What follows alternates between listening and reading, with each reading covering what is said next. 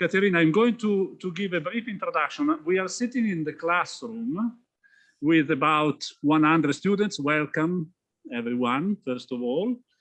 And I'm going to spend a couple of words because really we are here to listen to our experts, so I don't want to take too much time. And then,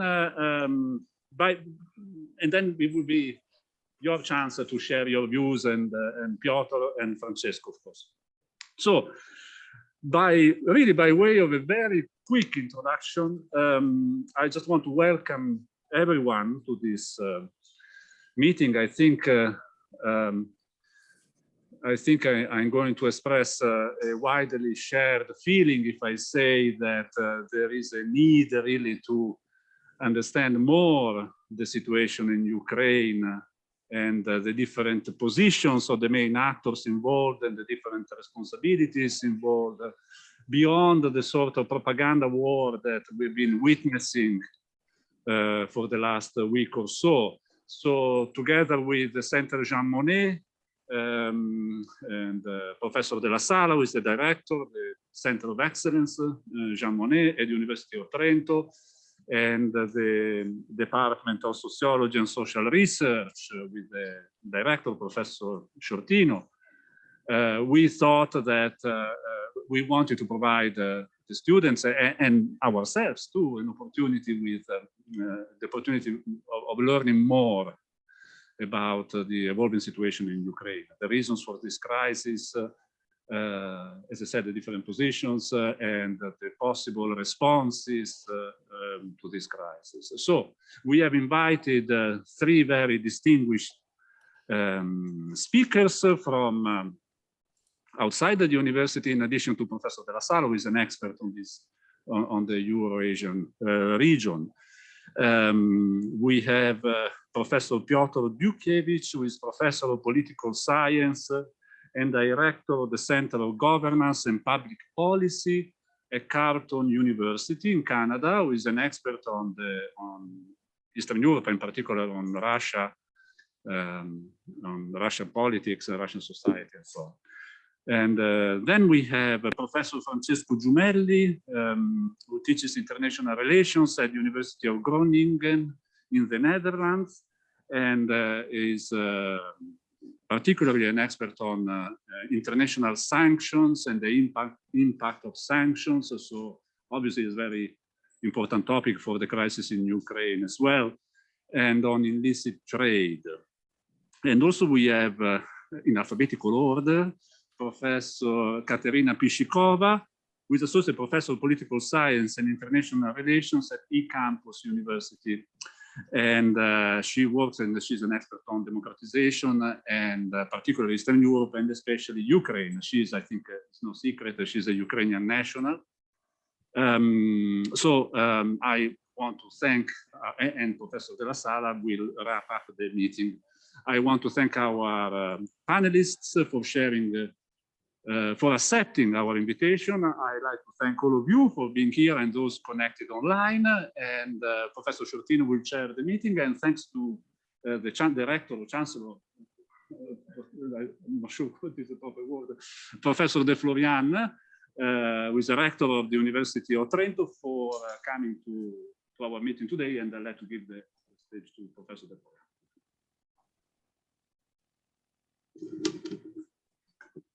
Thank you. Just a few words to welcome everybody to this event. I also would like to thank all the guests participating to this discussion, and also I would like to thank Professor Sciortino and all the organizers of this moment of discussion about this very important topic. And this is also, my presence here also is to testify the importance of this this moment, but also, of course, of this topic for our university. I am switching for a few seconds in Italian, solo per dirvi che questa mattina il Senato accademico all'ordine del giorno in una riunione preparatoria ha trattato questo argomento. Noi a breve creeremo uno spazio all'interno della nostra pagina web dove potremo accogliere tutte le testimonianze che vengono dall'Ucraina, dove innanzitutto avremo modo di esporre il nostro punto di vista, la nostra posizione su questa situazione, che accoglie la mozione del Consiglio degli Studenti e la amplia nel esporre il nostro, diciamo, la nostra condanna dell'azione militare della Federazione Russa nei confronti dell'Ucraina, esprimendo solidarietà e vicinanza al popolo ucraino, ma anche esprimendo dispiacere per le sanzioni che il popolo russo si troverà a dover subire a causa non certo della volontà del popolo russo, ma a causa delle decisioni della loro leadership. Noi ci troveremo comunque a dover prendere delle decisioni che riguardano le collaborazioni che abbiamo con queste nazioni. Da un lato con l'Ucraina è sempre più difficile, potete immaginare, mantenere relazioni scientifiche e accademiche, dall'altro lo diventa anche con la Russia e in parte anche con la Bielorussia. Comunque creeremo degli spazi a cui tutti potranno contribuire nel nostro sito web per poter tenere aggiornata la situazione che ahimè continua a evolvere e mantenere vivo il dibattito e l'informazione su un tema che per noi è estremamente importante. Ci attiveremo con tutto il sistema universitario nazionale e anche con le realtà locali dal punto di vista politico e amministrativo per fare tutto quello che potremo per accogliere persone che fossero fuggite dall'Ucraina e che potessero avere bisogno anche di continuare i propri studi e se sarà possibile presso questa università col supporto economico e logistico che saremo in grado di dare. Nello stesso tempo, nella condanna che noi ripetiamo per quello che è successo e quindi la presa di distanza dalle istituzioni della Federazione Russa che hanno contribuito a questo attacco, noi vogliamo continuare a mantenere i rapporti invece di collaborazione scientifica e anche di scambio con tutte quelle persone, singoli studenti, singoli ricercatori, singoli colleghi con cui collaboriamo, che vengono da qualsiasi nazione, perché l'università non ha confini e non ha diciamo nazionalismi di nessun tipo, ma mantenendo chiaro da un punto di vista istituzionale quella che è la nostra posizione di vicinanza al popolo ucraino, alla nazione ucraina e di condanna dell'aggressione russa. Scusate, ho preso questi pochi minuti solo perché mi sembrava giusto condividere con voi quello che è stato deciso questa mattina dal Senato accademico e poi vi diciamo, saluto lasciando spazio a questo incontro estremamente interessante e stimolante. Grazie.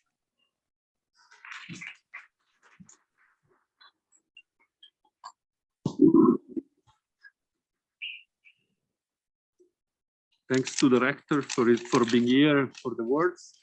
Just a very brief organizing detail. This will be a round table. So each of the four speakers with colleague Della will have quarter an hour to speak, and they will be free to speak as they think wise, because we want time for you to ask all your questions. I guess many of you have many questions on what is happening. And to make it easier, questions can be done in Italian or English with no problem, while the speakers will talk mostly in English, I guess. Also, I mean, anybody will be in English. Just allow me to spend a few minutes to tell you why I did my best to have this conference and why I did my best to have it so soon. And thanks to Roberto and Vince for having put up with me and with my continuous pressure.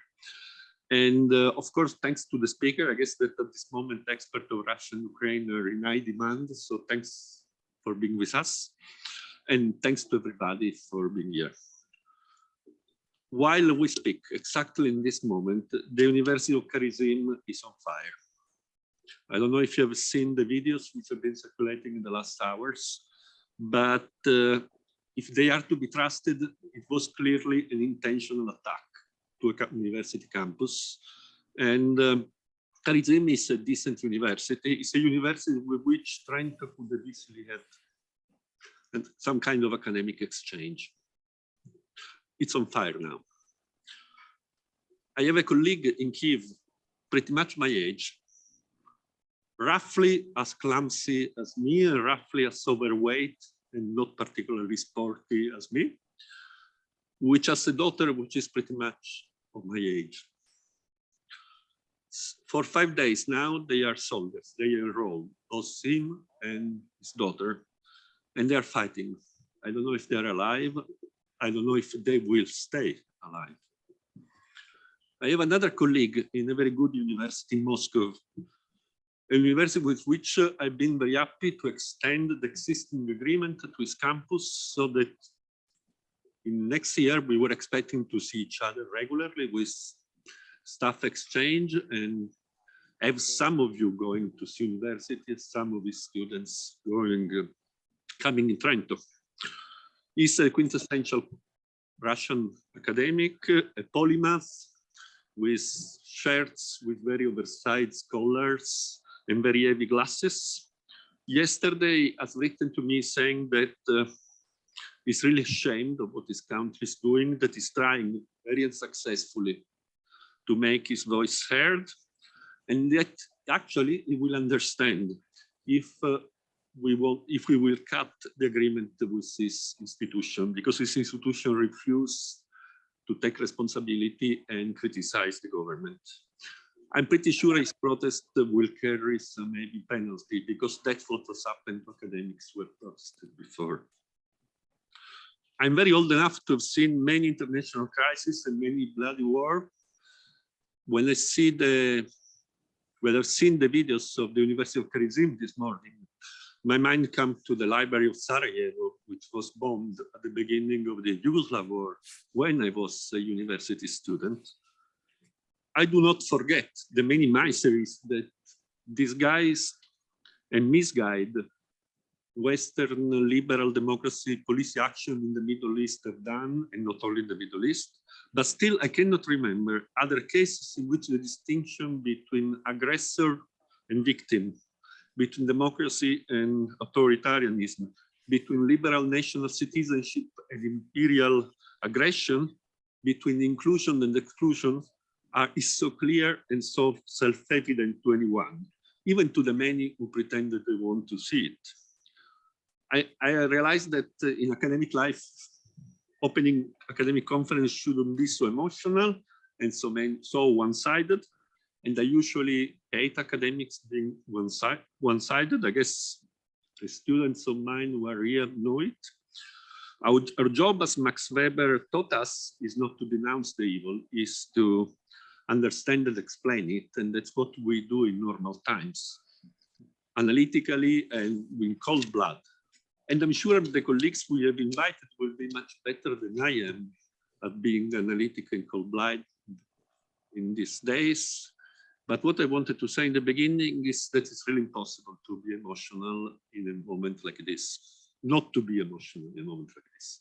And so we will forgive me. And doing it, probably I will make easier for the speaker to do it. And I would start with Piotr. Quarter an hour, please, and I'll try to enforce the quarter an hour rule rather strictly. Piotr?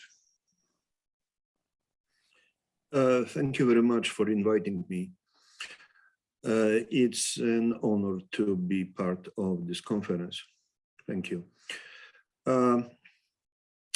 In early November last year, with a group of about 80 Russian and foreign scholars and journalists, I attended a meeting with Russian President Vladimir Putin in Sochi. I came up out of this almost 3-hour meeting with 3 conclusions that I put in my notebook. The first conclusion was that he praised US president several times. He was very keen with Mr. Biden. It was surprising, but nice to hear. Second was that it seemed to me that he was risk averse. When we asked him about Ukraine, what he's planning to do, his answer was, I do not know yet. And third, I came out of this meeting with the sense that strategically Russia is not going to gain from any conflict with Ukraine, but rather not to lose too much. A situation became rather unhappy for Russia because Ukraine became military and logistically stronger and could change really the balance in her favor. But I was wrong.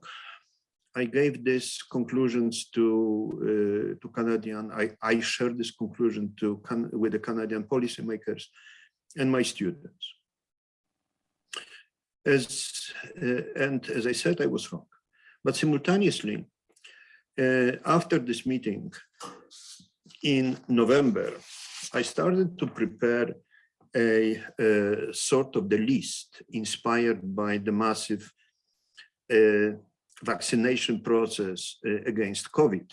I thought, what kind of vaccination, immunizing Russia from crisis escalation Russia will prepare. And I put 6 such immunization strategies that Russia started to develop a few months ago. First was diversification of oil and gas supply and new contracts with China, and a sort of the in anticipation that the European market may be not available any longer. Second was intensification in development of the equivalent of the internet, so-called Rusnet, which is in the final stage of development. Third was the intensification and finalization of work on the so-called GLONASS, Global Navigation Satellite System, which is the equivalent of the Russian GPS. And then I thought that the Russian currency reserve, which were a couple of weeks ago at the level of $640 billion plus the World Fund, additionally with $128 billion, was a deliberately prepared cushion, financial cushion, in case of the crisis escalation. But yet, even after this so-called my understanding of the Russian immunization from the conflict, I did not expect that the conflict will start. And then came President Putin demands from NATO and from Western community, demands about the security guarantees. So the next step in escalation was that the strong demands in a very strong language from NATO that Putin demanded written assurances by the West and NATO that alliance will stop admitting new members, read Ukraine. And then the demands of the further further demilitarization of Ukraine, and expectation from the Western partners, Western leaders, to pressure Ukraine on the implementation of the Minsk II. And I thought at that point that this escalation is leading to somewhere in the form of somewhere to press the West very strongly in order to bow to some of Putin's demand. It did not happen. And then I thought, when I was thinking that the last moment, the last stroke for preserving a relative peace or stability in Europe was the recognition by Russia of the breakaway republics of Donetsk and Lugansk, I thought that this is the end of the story, that this is it. This is the maximum what could have been expected. I was wrong again, because it was not the case. So now is the puzzle. What are the main Russian objectives? Officially, objectives are were presented by Mr. Putin in the night before the attack of Ukraine, before the aggression of Ukraine. And they included a so-called demilitarization, denazification, and change of the borders. Obviously, if you will read those demands, you will shake your hand with disbelief in the clarity of lack of the clarity of such a message. But anyway, what was the most important in this message was one sentence at the end, I think, that Russia is expecting that Ukraine in new border or in new borders will be, I quote, will be with Russia as one unit, as jedyne całe, means that nothing short of formal subordination of Russia, of Ukraine is right now at stake. Formal legal subordination of Ukraine to Russian Federation. So I think that the goal is now quite clear. The tragedy unfolds, and what we can expect in the future are many unintended consequences of this decision. Unintended for Russia, unintended for Europe, because in case of Russia, I think that we see a very deep split in the Russian society right now. The split in the opposition was against or based on the economic demands. The split right now is based on the political behavior, those who are against and those who are for war.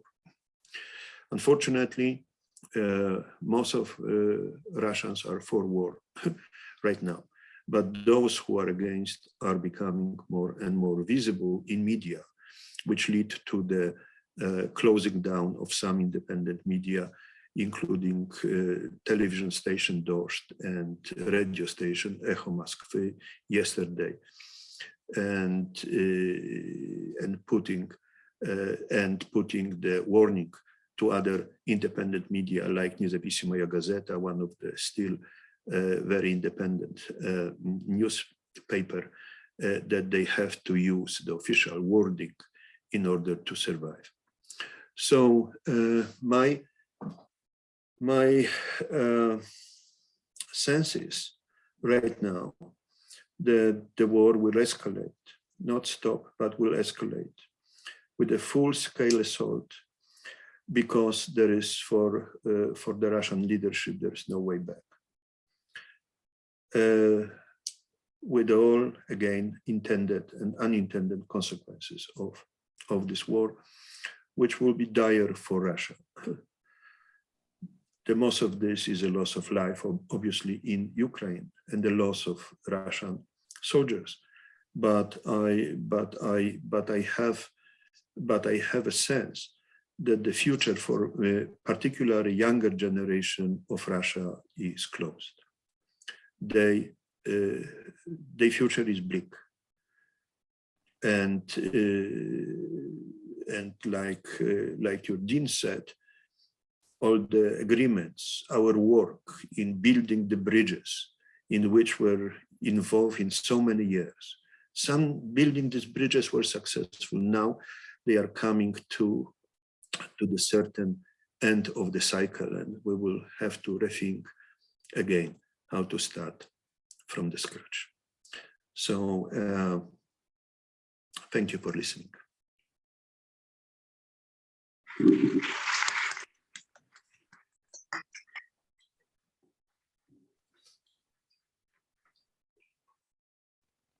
Thank you, Professor Dikowicz. I will give the floor to Kateryna now. Yes. Yes. Can you hear me? Yes.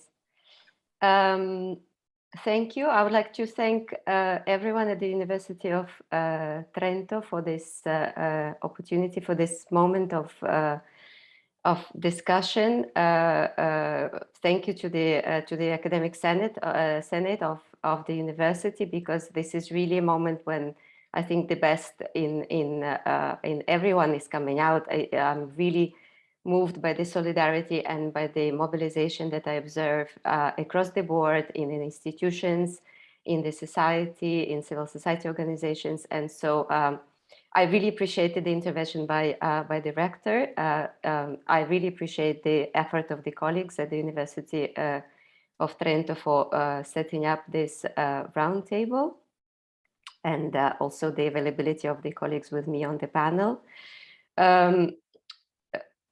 It is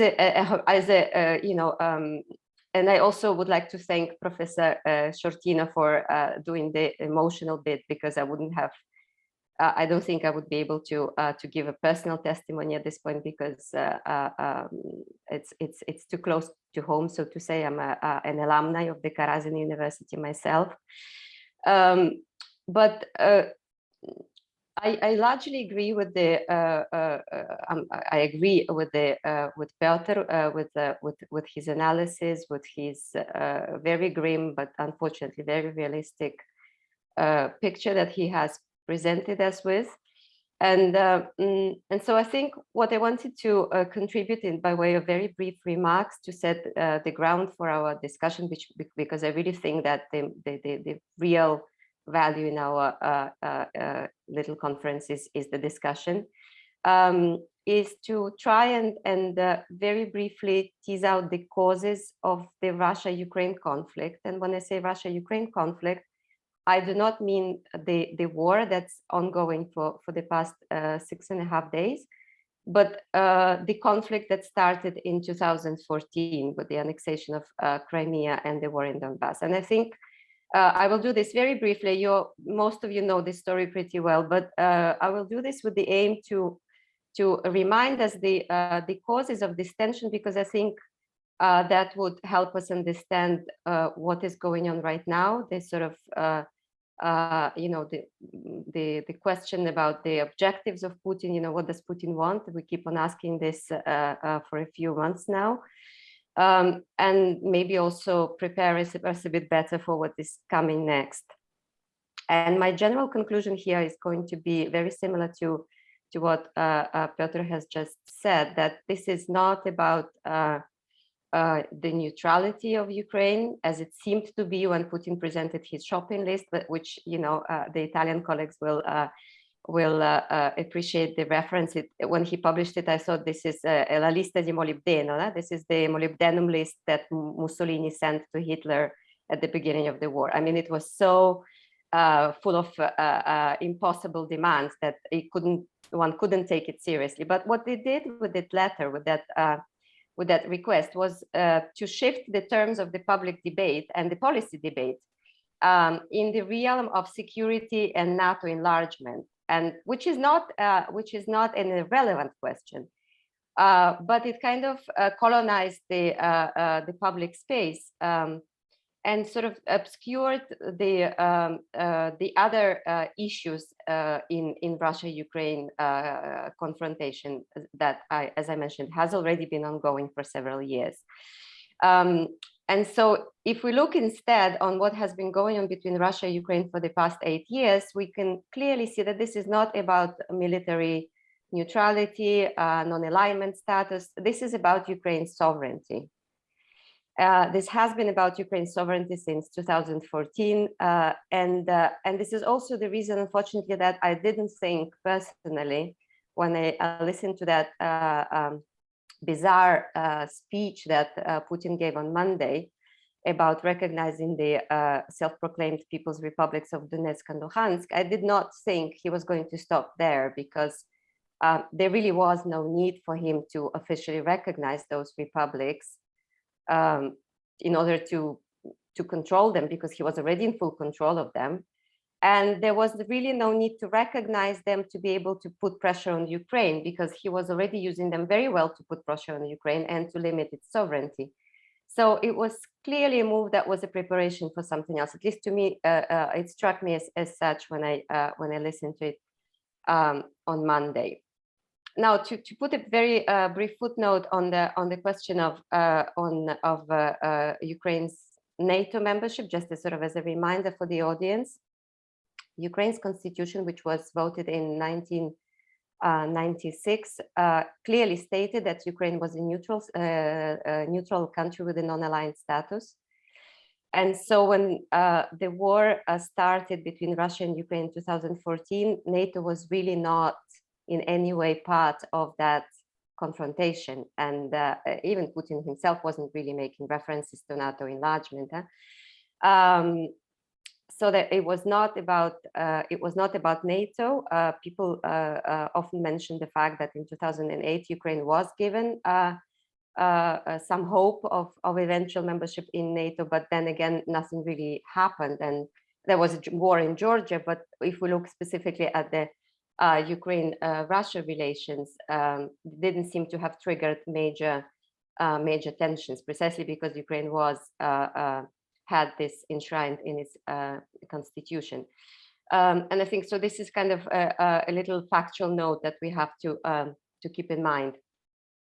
So just very briefly about the crisis in 2014, again, as by way of reminder, really, there was the crisis started in late November in 2013 when Ukraine announced that it was not going to sign an association agreement with the European Union, including the deep and comprehensive free trade agreement with the European Union, which is a very boring and technical agreement. I mean, it's not about. It was.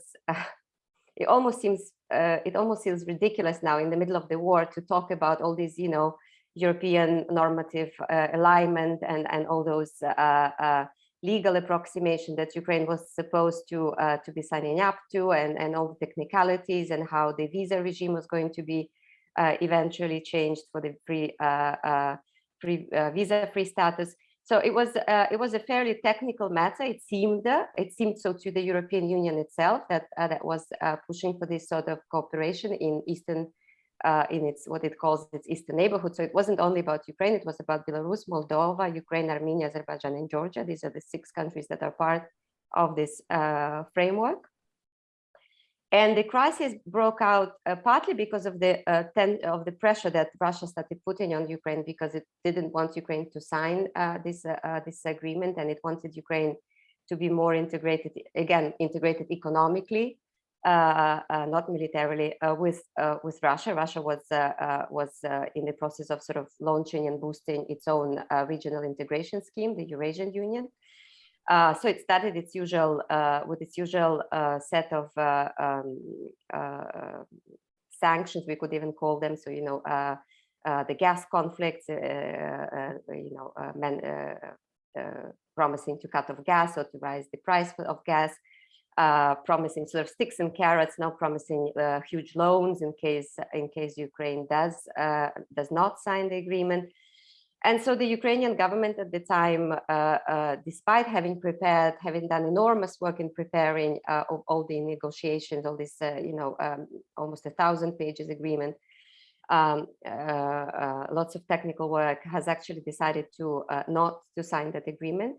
Now, what happened next, though, is it was very striking, because people went out into the streets and started protesting. Because a combination of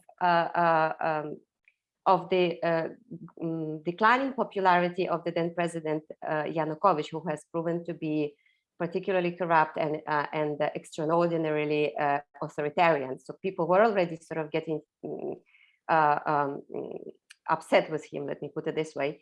And then the fact that he did not sign up to an agenda that would have kept him in some way in check and would have given sort of a promise for a different future. I really appreciated this comment from the previous speaker when he said, Russian young Russians are probably, and not only young Russians, Russians in general are probably, at least some of them are probably now realizing that that they have no future in Russia as it is now. That was a similar moment in Ukraine back in November, December 2013. The sudden realization that this already corrupt and authoritarian leader was going to really in the wrong direction, that this U-turn that he performed was kind of cutting off all the ambiguity about the possibility that he was going to sort of play both ways. It used to be called the multi-vector foreign policy, a little bit of context with Russia, a little bit of conflicts with the EU, a little bit of reform, a little bit of corruption.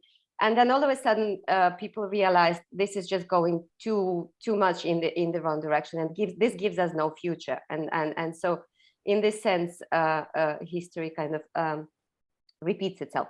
Sorry for spending so much time on this, but I think this is, this is a key moment that kind of helps us understand the kind of almost also, ideological and discursive rupture that took place at the time between Russia and Ukraine. And then, of course, other facts are better known. When the crisis in Ukraine escalated, and after 3 months of protests, there were some victims among the peaceful protesters at the hands of the the police. And the President Yanukovych realized that he had to flee because he mishandled the crisis. He refused to negotiate. He refused to look for a political solution to the tensions. And then we know less than a month later, Russia annexed Crimea, and then less than 2 months later, it started fomenting the conflict in Donbass. So I don't have to go into detail on this, but I really wanted to highlight how this idea of Ukraine sort of moving into an opposite direction from where Russia was going, not just in terms of eventual military alliance, but really in terms of the kind of political future it was, with all the its politics is pluralistic and competitive and pretty heterogeneous. It's not like 90% of Ukrainians wanted just one particular, had a particular singular foreign policy preference, but still the plurality itself of the political sphere in Ukraine was very much growing increasingly in contrast with the domestic political structures in Russia. And I think this is exactly where it all started. We didn't have, obviously, with the hindsight, it's easy to say that with the hindsight that this is where the rupture started and they escalated to where we are now. Obviously, nobody ever could have predicted that it would have escalated into a war. But I really think it's important for us to realize that what unfolded in the past 8 years was really a series of moves by Russia to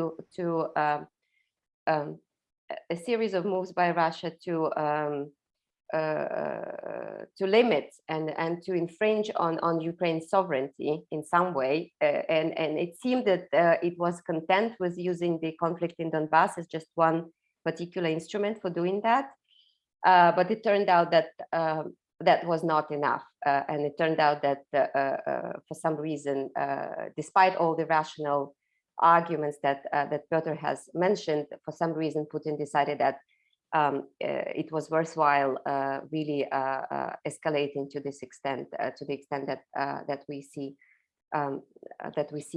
now. So I will stop here because, of course, we can discuss lots of elements in the discussion.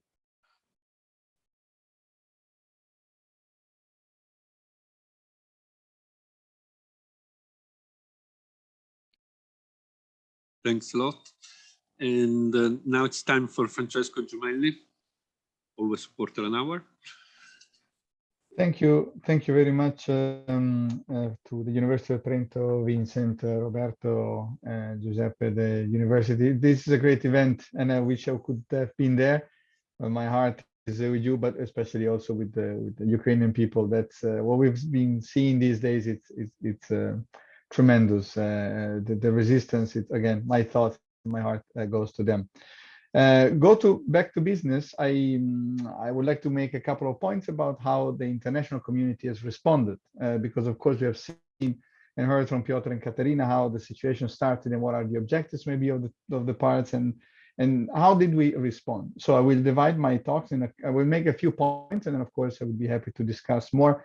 So the first will be more about the overview of the instruments and decisions made by the international community, and then I will make a couple of remarks about sanctions specifically, because as Roberto was saying before, that's a little bit what I've been working on.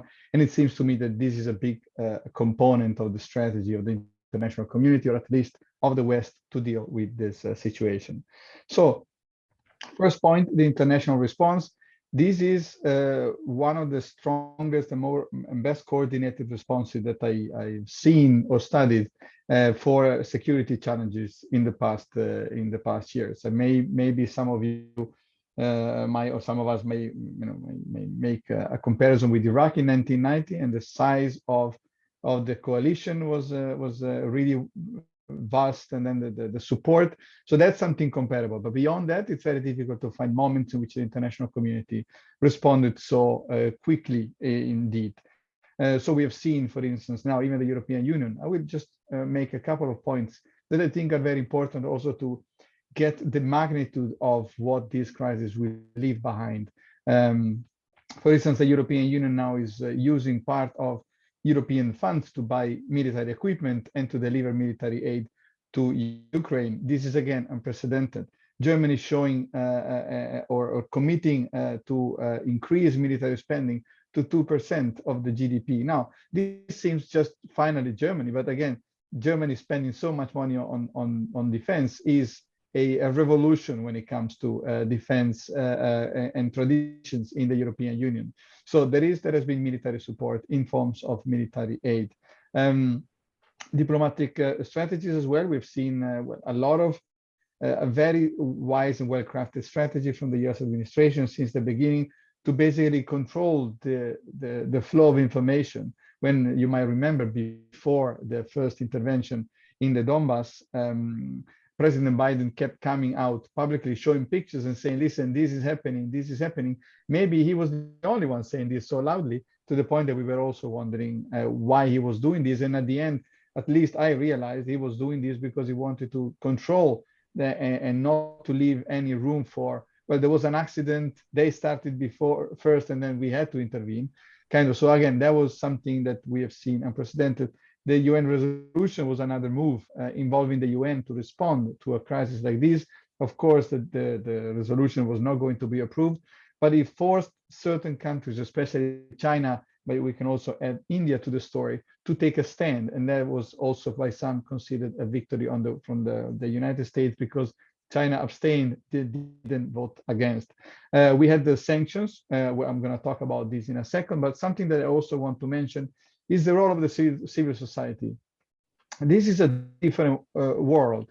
Civil society was important before because we had a lot of passive resistance, so demonstrations and the like. What we are seeing now is an active support from certain members of the civil society that replaced the functions that were back in the days provided by states. Again, a couple of examples: the crypto donation. So a lot of money is being donated by the members or owners of cryptocurrencies in general directly. So that's a lifeline of a cash that was of financial support coming from a specific part of the civil society. Elon Musk providing satellite support for communication, and that's something that again we were not used to.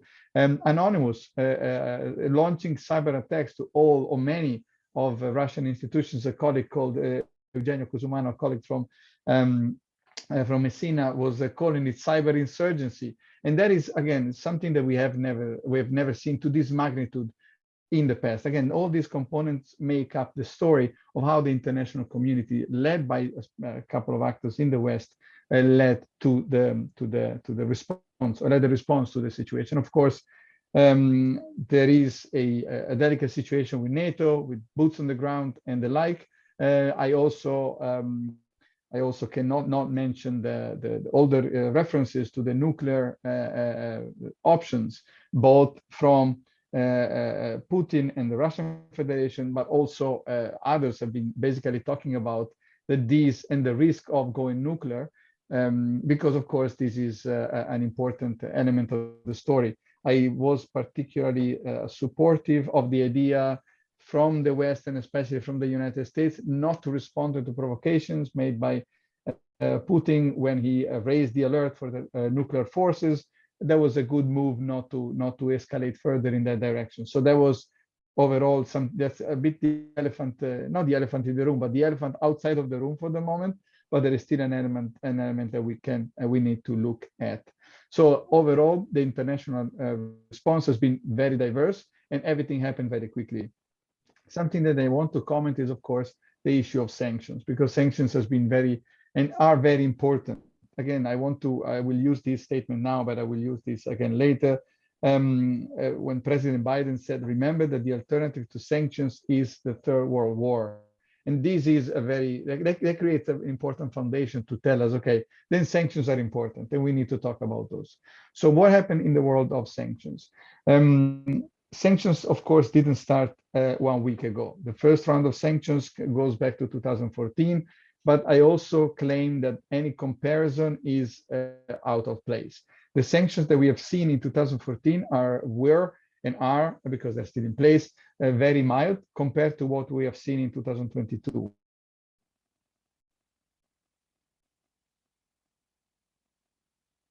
Which is a degree that was, I also have to say that I've been working on this, and then the week before the military operation started, very few people would have expected this round of sanctions, and to this extent. Now, in 2014, what we have seen, especially after Crimea, early in the spring 2014, we have an embargo from the European Union, the US, and others on products and goods made in Crimea or going to Crimea without being cleared by Kiev, so by the Ukrainian authorities. And then we have seen, especially after the MH17 crash in later in the year, and the sanctions are decided in July 2014, a heavier round of sanctions, which is a little bit increased in September 2014. And we talk about the ban in specific technologies, the freezing of a few responsible individuals, of freeze of assets, and some technologies in dual use. So this is what, and some financial restrictions on banks for access to international markets. That's what we see in 2014. Of course, this was created an economic impact on Russia and on the trade between the European Union and Russia. But of course, in 2014, we have a number of situations that that had an impact. For instance, an economic recession in Russia that he was already kicking in 2013. So the decrease of trade and import between the Russian Federation and the European Union predates even the start of sanctions. And so we've seen these in 2014, 2015. Also with the increasing risks, we see a decrease of foreign investment in Russia, but very much of that part was due to the increasing risk of the situation, not necessarily to sanctions. And then sanctions froze. Since September 2014 until 2 weeks ago, sanctions on Russia didn't change. And it's also interesting because in the Minsk agreement, there is a reference to lifting sanctions if the situation in the Donbass stabilizes, while Crimea is left a little bit in the background. That is already a first important element for us to consider. Then we get to 2022, and that's why the comparison is unfair. It's also difficult to present these things because many of these things have not been done yet, and to this magnitude and to this speed especially. So anything that we know, also when it comes to the details of the implementation, how the private sector will respond, which is of course another important part of sanctions today. But what we've seen now is a number of banks, also among the biggest one being sanctioned, lots of economic sectors being targeted, sectors that are critical. For instance, I think about the spare parts of the aviation industry. Most of this is also underappreciated. Most of the planes in Russia are not made in Russia. Many of them are even rented from European companies. They will have to very soon stop flying. So we are talking about possibly a de facto no-fly zone in Russia, self-enforced, because the spare parts and the planes will not be flying around in 3-4 weeks. These are the estimates that we're talking about. And then the real nuclear option, the near nuclear option, or I would say quasi-nuclear. Many have talked about the SWIFT option, and some of the banks have been indeed disconnected by SWIFT, from SWIFT with the latest round. But SWIFT is only a messaging system. So banks, what banks do with SWIFT, they exchange messages. And of course, it's fast, it's cheap, it's secure. So banks are likely to use this. Why wouldn't you use it since it works? But it is simply a messaging system. So what really is important is to target the banks, to list the banks, and to prohibit transactions with banks. So only the SWIFT disconnection wouldn't do much. The SWIFT disconnection and the listing of banks is more important. But what has been really important is the freezing of the reserves of the central bank. This is something that I think nobody thought that this could have been done, not because it is impossible, but because of the wider implications that these can have. And this is fundamentally a very, very strong sanctions that has an indiscriminate effect on everyone in Russia, and that has also implications for us, as I will get in a second. Now, what does it mean about sanctions? I mean, how do we know that this range of stuff, this range of decisions has any effect? Now, first, important, I need to say this because impact is not a synonym for effectiveness. So the fact that you have a very big hammer does not necessarily lead you to any results. So these things are sometimes they are connected, but sometimes they are exactly they are counterintuitively. We can say that it's the opposite. So the more impact you have, the less likely you achieve the political objective that you have. So that's something that needs to be we need to have clear in mind. The impact in this case anyway is really broad. Again, you have seen the ruble and what it means. The ruble and the devaluation of the ruble to that extent, it means that anything that is bought outside of Russia costs twice as much. All your savings, all the properties, anything that you have goes, lost value in one day of 30-40%. And this is, again, for everyone, this is something that it's hard to believe, and it's hard to compute also for us who live in these in economies where this didn't happen. Think about the crisis in 2008. Think about all the crises that you live through. Nothing is nearly comparable to this. There were discussions about, well, Russia, as Piotr was talking about, Russia built Fortress Russia. So they built up defenses for and prepared for that. But again, according to what we have seen, nothing of this turned to be, as Maria Shagina said, a sand castle. So the fortress was in reality a sand castle, because again, the magnitude of sanctions destroyed everything that Russia was prepared for. There are a couple of things that are working. So for instance, energy companies, selling energy, still being allowed to sell energy, were forced to buy ruble. So the ruble was also sustained by the private sector being forced to buy rubles instead of doing anything else that you would do with your money. Evasion is an option, but evasion, of course, is facilitated by the size of the international agreement. And here a very important role is for China and India. And we are still seeing what and to what extent China will provide some support to Russia. I have to say that a couple of Russian companies are already discontinuing the operation with Russia. But then even if China would have to go a long length to support Russia in these conditions. So it is unclear to what extent they will do it. We also need to think about a couple of negative consequences. As I was saying, the more you create a problem for everyone, the more you cause what it is called the rally around the flag effect. And so it is difficult. You have perverse effects if you really harm everyone in Russia that we need to consider. But going quickly towards the conclusion, I have a couple of points on the effectiveness. So one of the things that we need to consider is that sanctions do not only tend to change the behavior of a target. So it's not the only measure to understand where the sanctions work. because sanctions are always part of a bigger strategy, of a combination of foreign policy instruments that you use. Sanctions are very important to make an objective of your target more difficult. And indeed, sanctions are making the military operation in Ukraine way more expensive for Russia. But sanctions are also very important for signaling. And signaling is not a residual objective in foreign policy. Signaling is very important because it determines what's right and wrong in the international system. So these are the three things that we need to consider. And as I was saying before, the alternatives are not necessarily better. Now, what we need to do with sanctions, and I will close with this, we need to be strategic. What I mean by that is that, again, the objective of sanctions and of the international efforts, I would say, is not the one to destroy Russia or to affect all inhabitants of Russia to the equal extent. The objective is to possibly get to a ceasefire and to a negotiated settlement. This is our objective. That's when sanctions can be used in a very smart way. So, for instance, again, as I said, deepen the sanctions. So, yes, go after certain people, try to target the impact of sanctions on certain individuals, not everyone.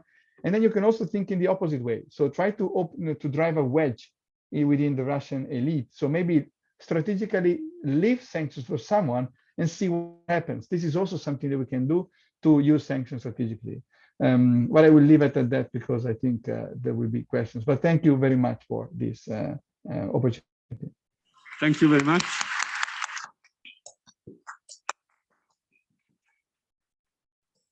Now, eventually, I can give the floor to a body in presence.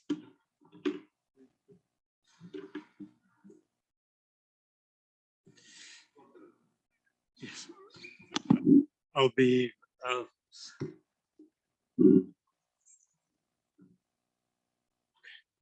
be very brief, also because I think our guest speakers have really laid out a number of important issues that I think my talk is more about what Europe can do in the future, because I'm not sure that we can do very much now. Some students here, maybe in my international relations class, have heard me tell this story, and I've told it for many years, and it was always a way to get a joke, to make people laugh, and it was and it's a true story. It's the only memory I have of first grade in school. And the thing they taught us in first grade in school that I remember was what to do in a nuclear attack. And I remember them telling us that we had to hide under our desk. And of course, we all laughed, because to say, well, what a silly advice to give in a nuclear attack, to sit under a desk. And we all laughed because we thought it could never happen anymore.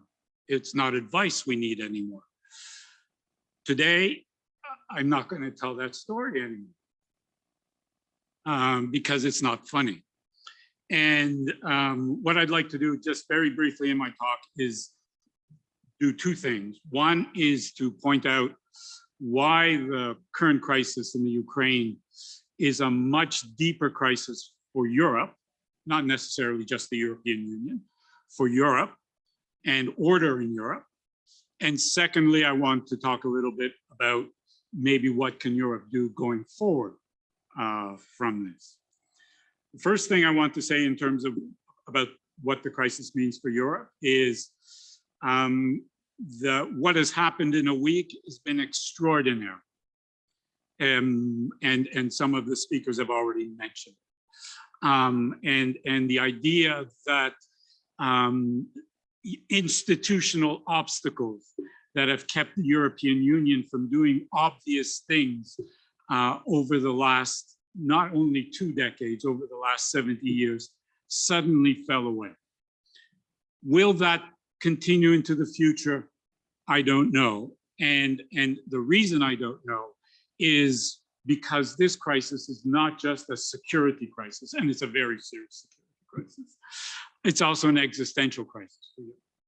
It's an existential crisis because some basic principles that we've taught here for years, that we've been trained to believe, that you've read in your books, no longer seem to apply. First one, The basic idea that economic interests will always trump political calculation. Jean Monnet's idea, and I say this as somebody who has a Jean Monnet chair, that doesn't matter, integration, cooperation will go ahead. All you have to do is make sure people have interdependence, share interests, open up borders. Well, Russia threw that out the window because economic motivations for what it's done, not just today, in 2014, in 2008, can't explain what it's done. Piotr has rightly pointed out, it tried to immunize itself from the consequences of decoupling from this interdependence. But the key point that if we just integrate our economies, we open borders, we will all interact with each other, elites will get to know each other, common people, Russians will come skiing in Trentino. Why would they want to go to war with us? That no longer applies. Second fundamental point for Europeans is we have to finally accept and realize that what we think is so wonderful and we've done might not be shared by everybody else as a value and belief. The Europeans' normative power is that we are a model for others. Well, maybe that's not the case, and that others have different values. And here, I'm not going to step on territory that Piotr and Kateryna know much better than me, but it's clear that Putin's argument is a civilizational one. We can talk about Ukrainian neutrality, its strategic choices, this NATO putting bases here. His argument is a civilizational one. And we are represent by our very narrative a different civilizational narrative. And we have to accept that not everybody shares that. And we have to understand how to deal with a world that doesn't share that. And that means not just in relation with Russia, it means in relations with China, it means with relations with our southern neighbors, it means with relations even with our transatlantic partners. I could go on in terms of the crisis for Europe. The last element in terms of an existential crisis, which was very much part of the European narrative, this idea that geography doesn't matter and geopolitics doesn't matter anymore. Spheres of influence don't matter. Putin in 2014 made it very clear that spheres of influence, the idea that certain states had interests in other states, matter. And it's exactly what he said 10 days ago in that speech, that he regarded not just that Ukraine doesn't exist as a state, but it's its backyard in the same way as Belarus is. And I imagine the same way he thinks that Central Asia. The European idea was that, well, that's something of the 19th century, the first half of the 20th century. Geography matters, geopolitics matters. And geopolitics means you have to have a strategy. You have to have a strategy that means you make choices. You make choices, which means you make compromises. And Europe hasn't been able to do that up until now. What can Europe do? And I'll be very brief. Europe is a middle power with a great power economy. What does middle power mean? And Piotr is working, I know, is working on a project on middle powers and international order. Middle powers, and as growing up in Canada, being a middle power, you have it in your DNA. You don't have grandeurs, you don't have grand plans. You don't want to change the world, but you want to be important. And you want to be important recognizing that you have limited capacity. You don't have military capacity, you have something else. You have values maybe. You have a model that you can perhaps project onto others. You believe in norms. You believe in multilateral institutions. Those are all wonderful things. But the European Union has a great power economy that extends in every angle of the world, in every corner of the world. And that means you have to have strategic interests if you want to match the objectives of that great power economy with your capacity. And again, that raises questions about is the European Union and are Europeans ready to accept a world where they have to make strategic choices and perhaps have to use instruments that we thought were no longer part of our history. And that doesn't necessarily mean we have to use war, but it means that we have to think in terms of geopolitics, in terms of spheres of influence, in terms of containing other powers, in terms of believing that perhaps greater economic growth and greater economic interdependence is not the way that's going to always necessarily mean peace and prosperity. A second thing that Europe and the European Union has to do is has to take seriously its values. I think it was one of the columnists in Corriere della Sera the other day said, we have to act in a way that deserves the respect of the Ukrainian people who are dying for the democratic values, sovereignty, independence. And we've taken it lightly. We've thought that democracy is a game. We thought that democracy is a series of tweets that show how clever we are with T-shirts and eating hamburgers or whatever it is. Our political class has played at democracy without in any way living the values that people today are dying on the streets of Kiev for. And I think we have to start taking politics and democracy much more seriously. It isn't a game, it isn't a meme, it isn't a tweet. It's a series of values that people have to live every day. And we have to expect that who has political power lives those values and respects those values. It has to, in practical terms, the European Union and European states have to very seriously take into consideration energy transition. We've forgotten about climate change, but it's still there. But now we have a strategic reason to believe in energy transition. But we've talked about it, but if we look at the data, Europe's energy dependency is no different today than it was in 2014. It was no different today than it was in 2009 and in 2006, 2 times when the gas pipelines were shut off. And that means we have to seriously think about how we live our lives. It's just not talk. And to use someone who's much more serious than I am, it can't be just blah, blah, blah. It has to be concrete actions. And we have to demand that from political leadership. And finally, Europe has to accept that we live in a geopolitical world where we have to choose sides. We might not want to, we might not like it. It's going to mean hard choices. Doesn't mean that we make enemies of anyone. We don't have to divide the world into us and them, but we have to decide which side are we on.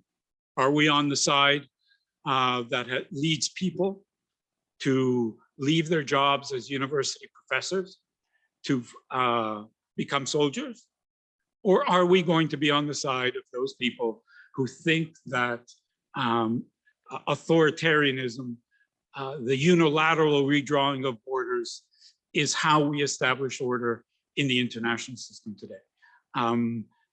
That, as Europeans, is a choice we can make.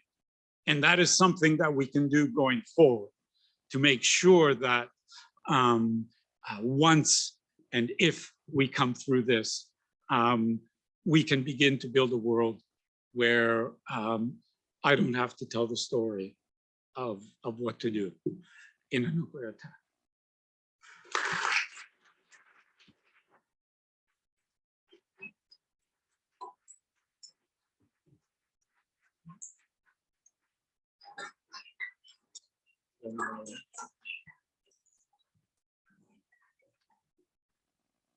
Well, I just want to thank everyone for their presentations, and we have perhaps about half an hour, and I'd like to take this time to give you the opportunity to ask any question you might have. Let me just say two things. We have decided to make it as easy as possible to allow you to ask questions either in Italian or in English, if you feel more comfortable to do this in Italian. If the question then is addressed to Professor Djukiewicz, then I will translate, or Vince will translate. And please raise your hand. We'll collect a couple of questions and wait until the microphone comes to you. Otherwise, you will not be heard. So first raise your hand and then ask your question using the microphone.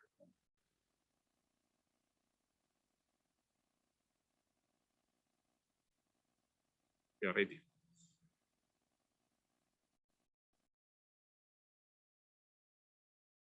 Don't be shy, don't be worried.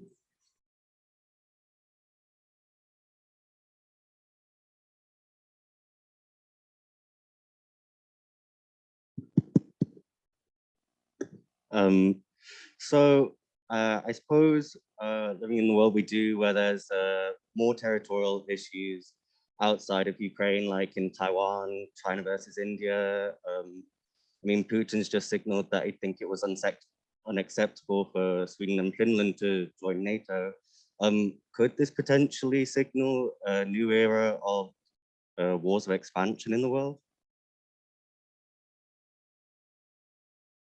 Perhaps we collect, was a question heard? Is that fine? Yeah. Okay, and perhaps we collect maybe a couple of questions and then give the opportunity to the panelists to.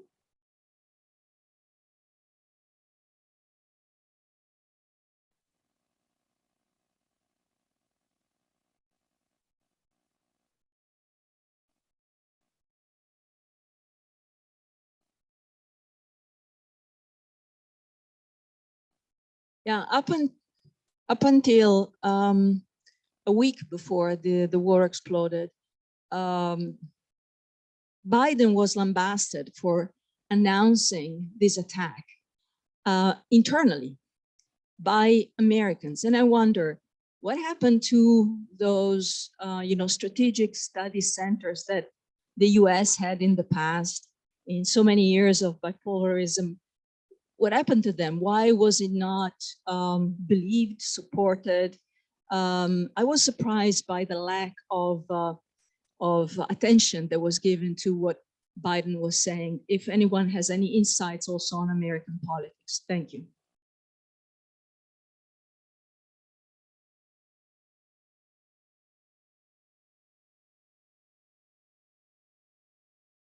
Okay, so I don't know how to do this in a structured way, but perhaps we can start with the same order, and so ask Piotr and then Kateryna and Francesco to share their views.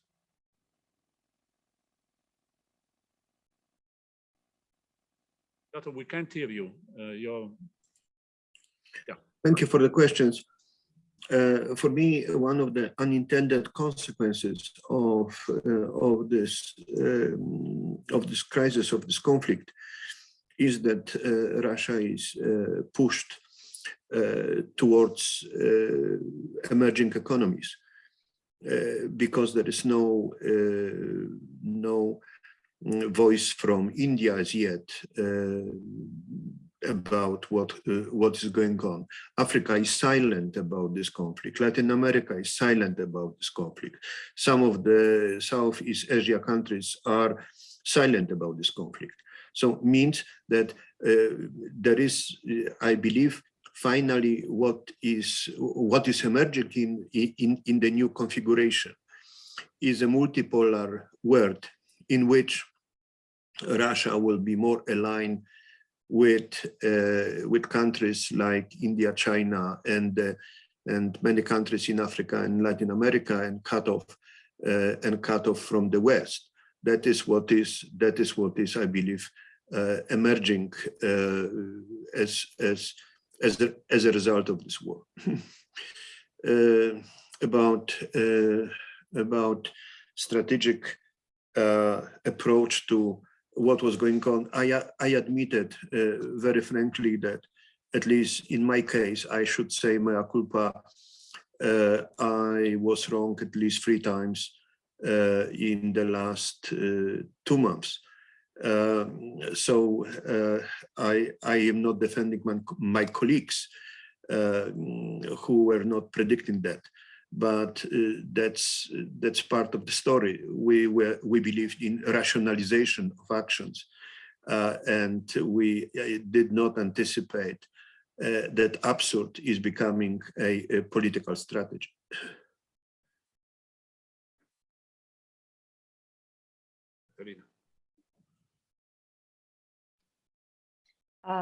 Yes, thank you for excellent points, very good questions.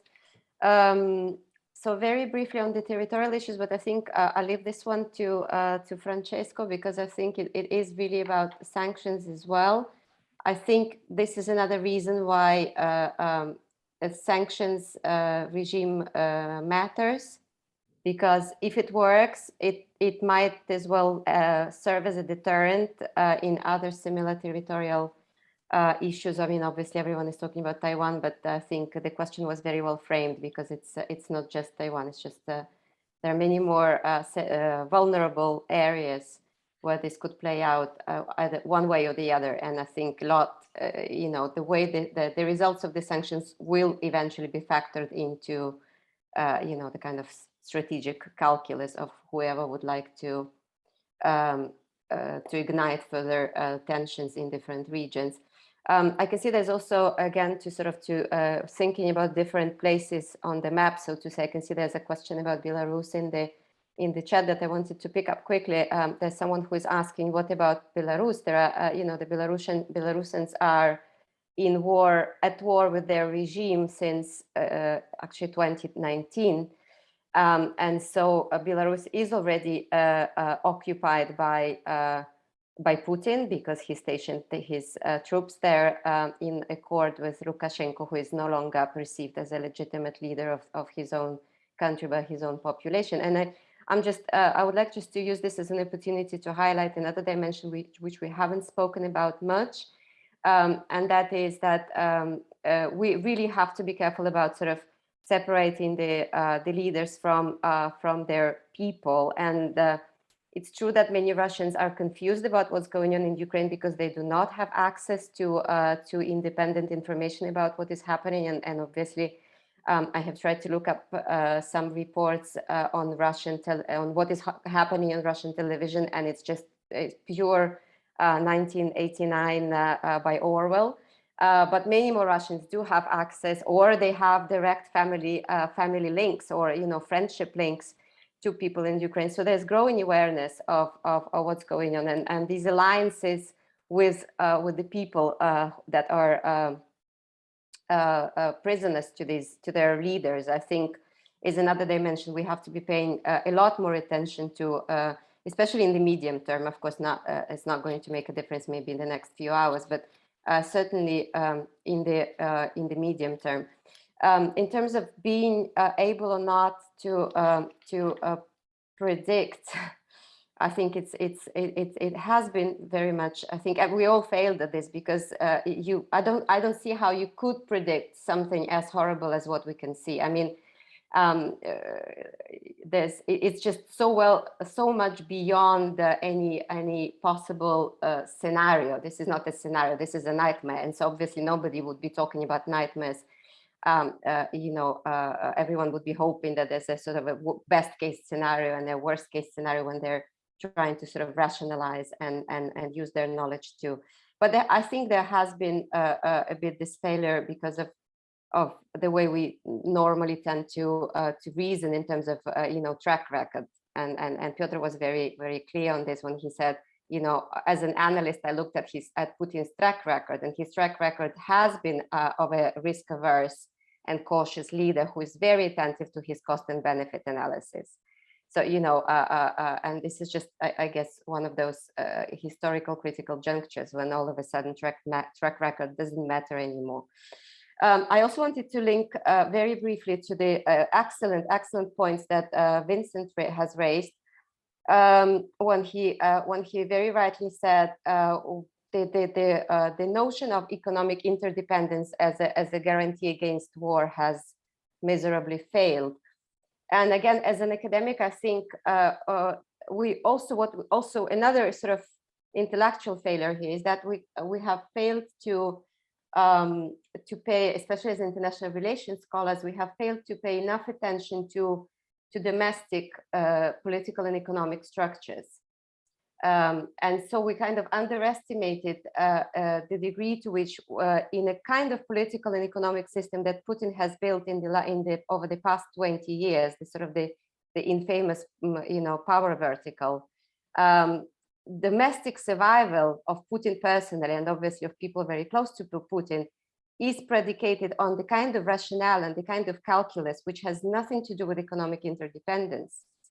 And now with the hindsight, we can also say it is predicated on, we can understand how he thinks it is also predicated on geographical expansion. But that is, of course, that was a difficult thing to connect. But at least the recognition, there are experts who talk about, the structures of autocratic regimes. There are experts that talk about international relations.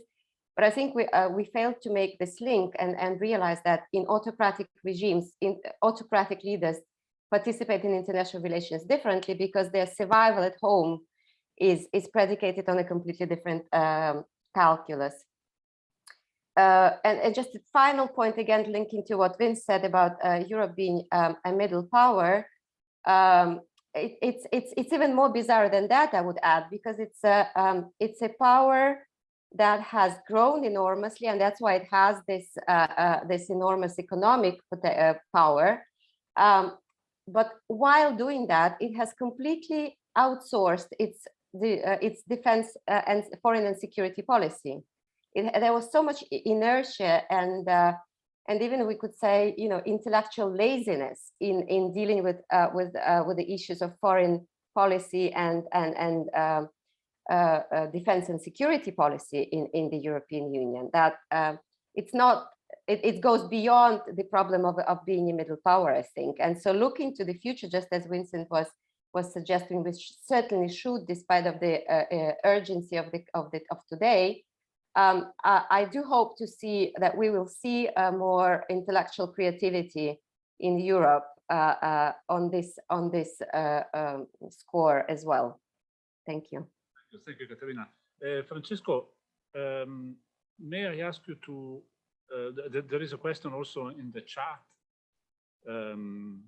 asking specifically what the main target of European sanction Russian civilians. So if you can also address this question, and I take this opportunity to invite those students and everyone else who's connected online to ask questions if they want using the chat, and then I'll relate the questions to the speakers. Thank you. Yes, thank you again, Piotr and Kateryna, and thanks for the questions. This is a very relevant question. So I'll try to go in order and make a couple of points. So the first one about the other conflicts. I mean, I think that there has been a set of number of colleagues who pointed out how this conflict was more prominently in the news because it's a European conflict. And then there is a little bit of an underlying background understanding that in Europe these things are not tolerable, while elsewhere they are tolerable, which is a little bit of someone also talked about racism when it comes to this. And I think there is an element of that. But there is also an element that this conflict is touching and playing with a few pillars of how the international order has been structured since the end of the Cold War. So for instance, indeed, what we have seen now and which kind of cooperation that we are seeing is that, can you hear me? Can you hear me, Roberto? Yes, but we can't see you, actually. That's strange. When my camera is on, I can see myself, but I can keep talking and then you saw me before. That could be enough. Should I continue in the meantime? No, please go ahead. We will fix the video in the meantime. But Okay. we Perfect. can hear you, but we cannot see you. But we'll Sure. create a technician. No worries.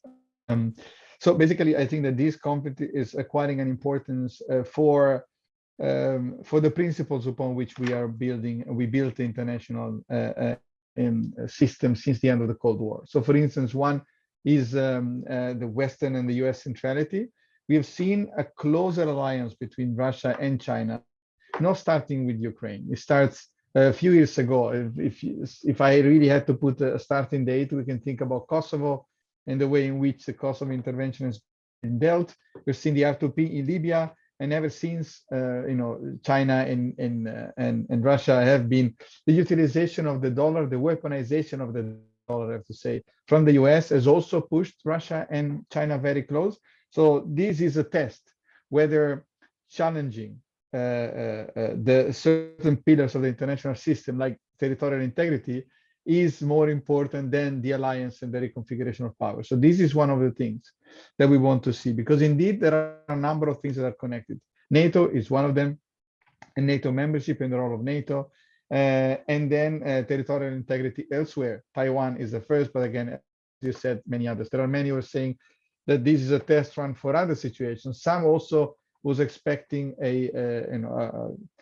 other interventions at the same time. So that's why, and I second what Kateryna was saying before, sanctions are very important, because it's a big statement about what certain parts of the world believe to be important. It's not by accident, and that's why I mentioned these two things. I mentioned the discussion in the Security Council, because in the Security Council, China had to pick a side. It is true that then we don't see a lot of movements from Africa, from Latin America, but at the same time, look at the list of countries who signed up for the resolution in the Security Council. Now there is a voting, there is going to be a voting in the General Assembly. That is a very important moment. There is a procedure in the UN that, according to which a General Assembly can act when the Security Council is blocked by one veto member. Of course, it is not as strong as the Security Council, but if you get a two-third majority in the General Assembly, you have a very strong statement that is going to be out there. So I think that there is something there, some big movement that is taking place. So that's why I think that could be it's a very delicate conflict, and that could trigger inconsistent signals in other parts of the world. I want to make other two quick points. One is on the second question about the US, and I agree with Piotr. I think one of the things that brought a lot also criticisms to Biden is because people thought that this was not possible. It's not that it's not possible. You can always think that everything is possible, but why would they do this? Why would they get to that point? And then it was always an escalation. And then they entered into the Donbass. And then we said, well, but he's going to stop there. And then he started to move to certain cities, but he will not go to Kiev. And then he went to Kiev. I talked about he, but in reality, it's the Russian army. So there was always this build-up. That was really hard for us to believe that it was going to do it. And that's why Biden was very strategically smart in putting this up front and say, listen, we have seen what they're doing. And since we have seen it, we are telling you that this is what's going to happen. And eventually this happened. So I think it was a little bit of an information and a rational problem, a groupthink mistake that many of us made. And finally, on the question on the targets, who are the targets in Russia? Normally, we have seen since the late 90s that the targets of sanctions are never the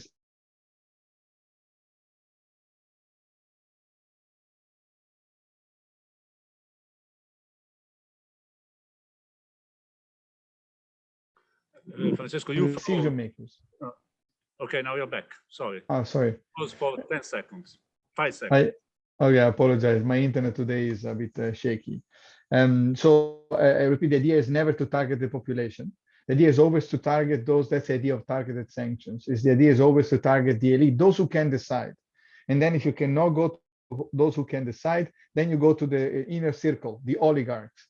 But then in this situation, it went so out of hand, it's out of proportion, that then of course sanctions went also beyond this idea of targeted.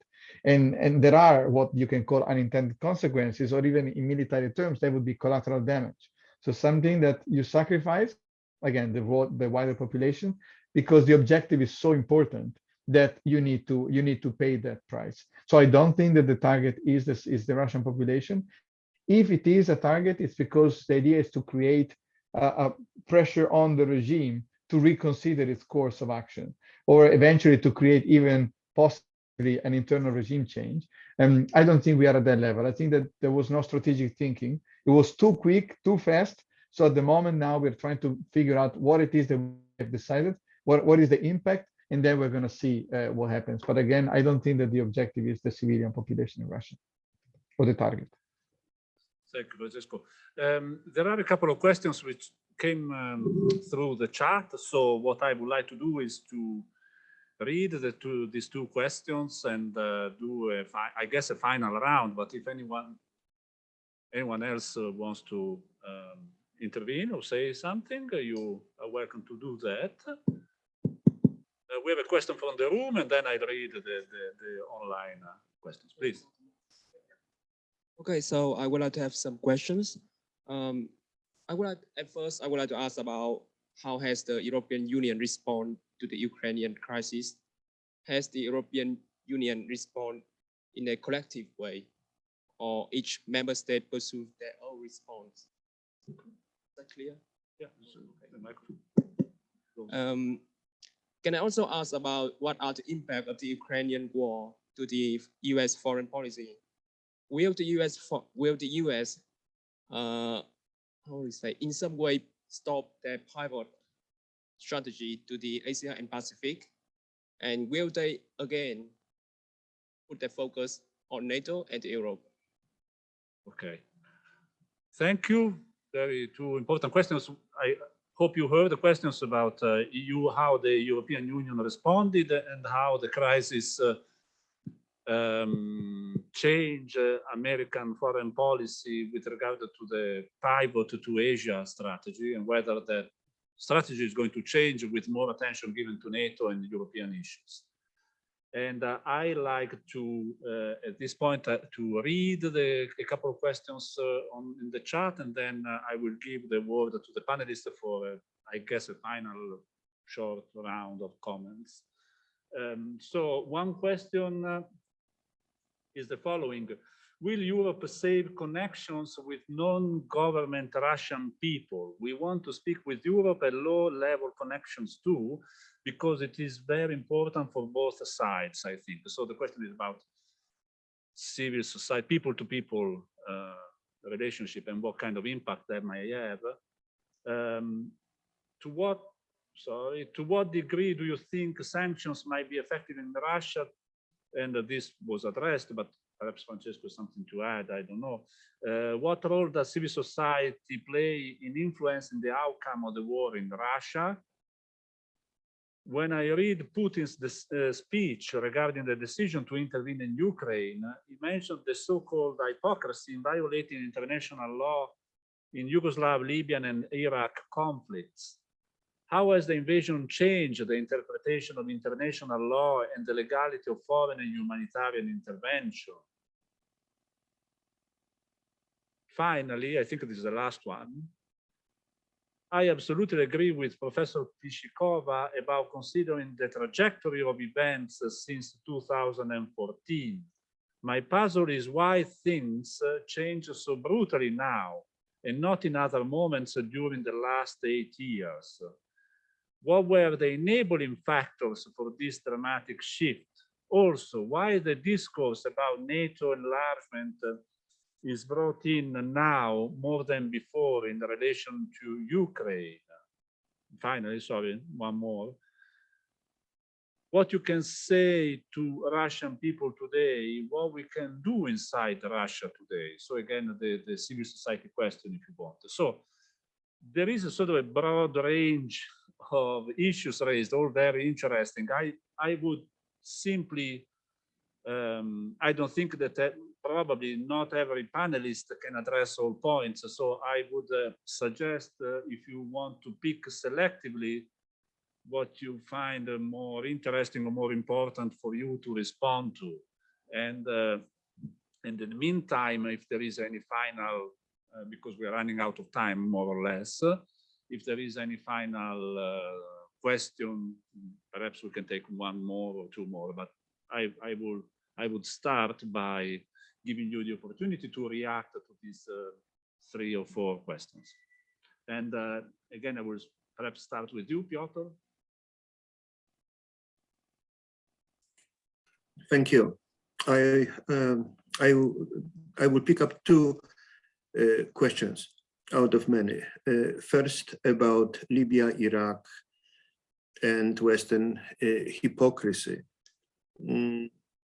My sense is that yes, we were very hypocritical. That's part of the story.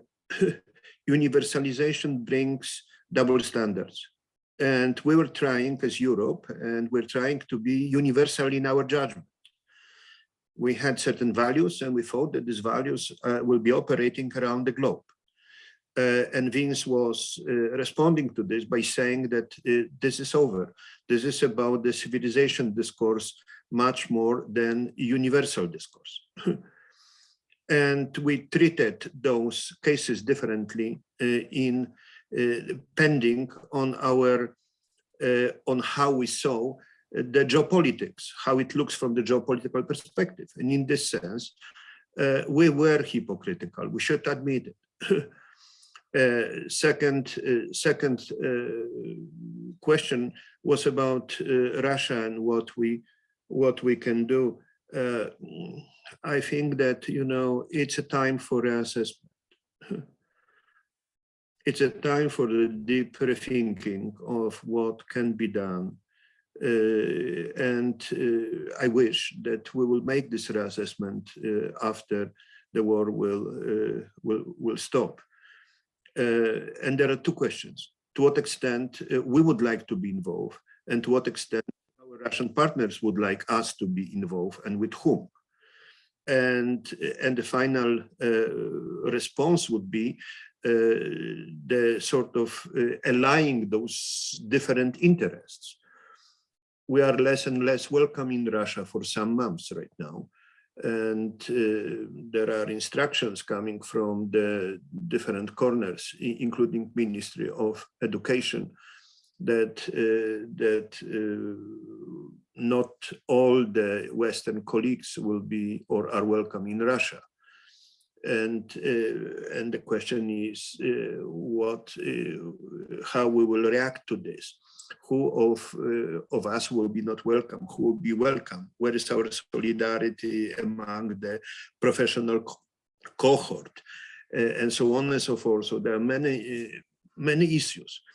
I would like to say only at the end that my conversation with my Russian colleagues are showing me that still majority of Russians are supporting this intervention. The minority is against. I wish that the situation will be reversed, and then it will help us to make more or better choices in our future relations with our Russian colleagues. Thank you, Piotr.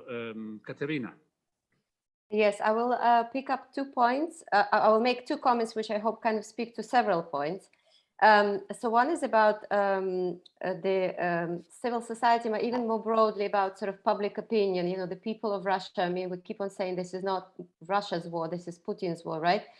And it is also linked to what Francesco said about the sanctions that ideally target the decision makers, you know, either the narrower circle or the broader circle of people who matter. But so I wanted to highlight that according to the comparative research we have, you know, and we have been reading over the past decades, it's clear that in such sort of difficult moments, the elite's calculus of what the political opportunity structure is, and this kind of moment is, of course, the moment when the political opportunity structure starts changing domestically a lot. And the calculus that the elites are making is also driven by what they see on the streets, because whichever way they decide to move, they have to make sure that they're betting on the right horse, right? And so I think the elite's perceptions of where the society is, and if there were to be not a regime change, but not necessarily a regime change, but even sort of a leadership change within the same sort of political structure, that change would need to be legitimized in some ways. And so I think the calculus that the elites make in this sense is very important. It's about sort of coalitions and these kinds of thinking, and so it's an indirect effect, but it's an important one. And another one is that there's research that shows that the regime change that succeeds is most often supported by the military. So when there is the coalition between the elites and the military, that's very much a recipe for success. Now, if we look at the Russian military campaign, it's still we have very limited information, but from what it seems, a lot of generals were not as well informed about this war.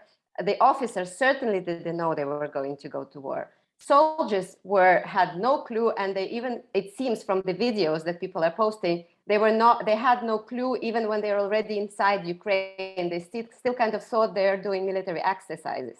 And we're talking a huge army, only the deployments around Ukraine and in Ukraine at the moment, this is something like in the order of 200,000 soldiers. I mean, the confusion and the kind of the sense of the military not being motivated to fight, not being clear what it is that they're doing militarily, that might actually factor into the calculus of the high brass, of the top brass in the military. And then again, going back to the question of the elite pacts, so to say, and the kind of negotiations, which would certainly matter in the medium term for Russia, most of all, but also for how this war is evolving. Now, the other question that I wanted to pick up from my colleague Alessandra Russo in the chat, the NATO discourse, of course, I mentioned that in my opening remarks. Everyone suddenly is talking about NATO. Nobody talked about it before because nobody thought NATO was relevant in Russia-Ukraine conflict since 2014. It was Putin who came up with this idea in December, right? And so all of a sudden, precisely because of that kind of inertia and blind and laziness that we Europeans have about these issues, it kind of woke us up, and we said, "Oh my God, right? NATO. What do we know about NATO? Let's brush up some history. What is it that we did with NATO?" So I think that's why it kind of generated a lot of debate, because people sort of started doing lots of soul searching because they didn't probably even have an opinion about what NATO was supposed to do. But the fact remains that I still believe it's not a key factor in the conflict. The other question, the bigger question of why now, that's of course a $1 million question, but I'll offer this kind of interpretation. I mean, again, going back to the key issue of Russia being a personalistic autocracy, and key decisions boiling down to what Putin wants. There are all these funny memes on internet before things got brutally out of hand. That what is it that Putin wants? What is it that people want? Nobody understands. But that is pretty much the answer to this question. I mean, it's difficult to assess why now, because it seems that a lot of it was going on in one person's head. And so there are several elements to it, very briefly. One is, again, I think it's a question of domestic power calculus, because to us, as external observers, Putin seemed so secure in his position of power. But to Putin, who is getting older and who is worried about succession, and again, we teach our students the most vulnerable moment in an autocracy in a moment of succession. And Putin, who is worried about his legacy and his succession, and has to bring in troops to Kazakhstan to protect, to prop up the regime of Tokayev, that was only in power recently because Nazarbayev tried to have a peaceful transfer of power, and Putin was hoping that is one of the scenarios for the power transfer that he could try out in Russia. And then all of a sudden he's asked to bring in the soldiers. we might hypothesize that he was actually feeling very vulnerable as a leader and very worried about himself and the system that he has built. We don't know what kind of estimates he made about the international environment, but there were quite a few important changes, you know, the exit of Merkel, the arrival of Biden, all kinds of things that might have factored in some way, but we obviously don't know what kind of interpretation he has given to it and what kind of interpretation he was giving to the Russia-Ukraine crisis. It might be that he kind of decided that his relations with Ukraine were reaching a dead end, or he was getting just impatient. So there are lots of elements to it, but unfortunately, again, I think it really has to do a lot with the individual calculus of one leader, and that's a horrifying, in a way, explanation. But it strikes me that it's the most plausible one. Thank you. Francesco, you can have your final thoughts. I cannot see you actually, but you can hear me. That's okay, you are. Sorry. I'm here. No, thanks. Also important questions, and thanks also. I'm learning a lot from Piotr and Kateryna as well.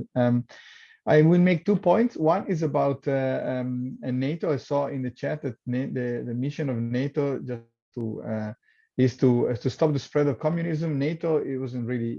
It's a defense, and it was a defense alliance. And of course, there was a discussion at the end of the Cold War. Why do we still have NATO? And there has been and there is still an ongoing discussion about what's the point of NATO after the Cold War.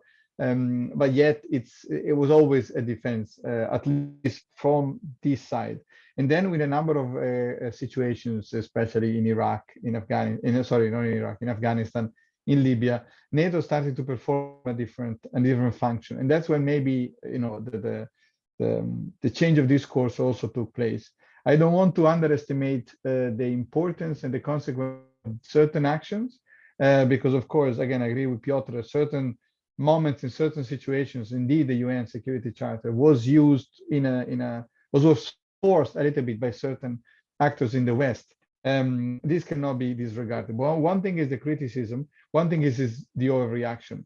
And one of the points was that, again, violating and launching a war of invasion for unprovoked is a disproportionate way to pose a problem. And that is why I'm saying that there is something big just in NATO, and agree with the others on that.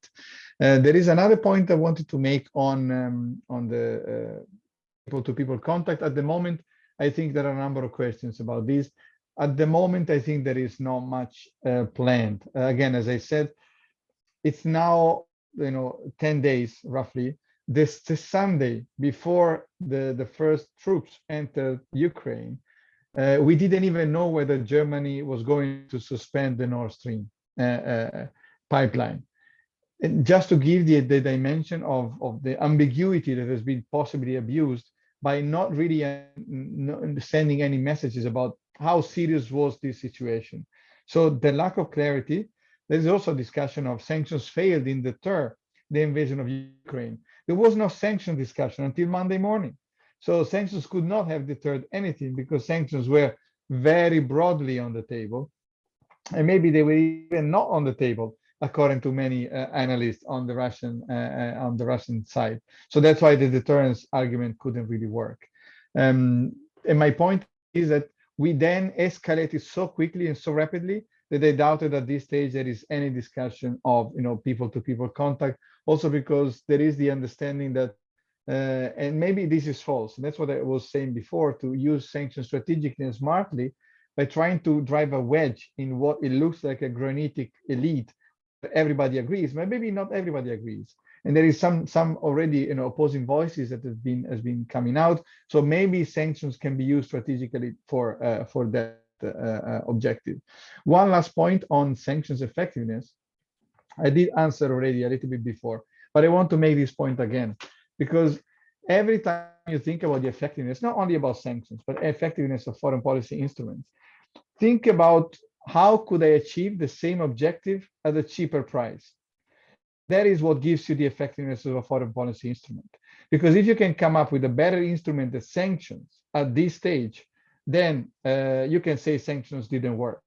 But if the alternatives are, as either President Putin or President Biden said, which is consequences that you've never seen in history, or Third World War, maybe sanctions are achieving something, which is trying to address the problem in a very serious way, making the military operation very expensive, drawing a line in what's right and what's wrong in the international system, and then provide some opportunities and instruments for a negotiation. And if you look at that in this perspective, I think sanctions have been very, very useful.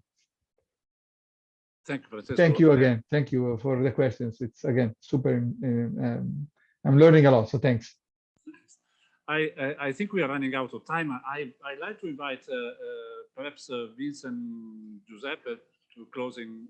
Giuseppe's for closing. You want to say final word? Okay. So I thank the panelists very much for sharing your views. I think it was a very interesting discussion. So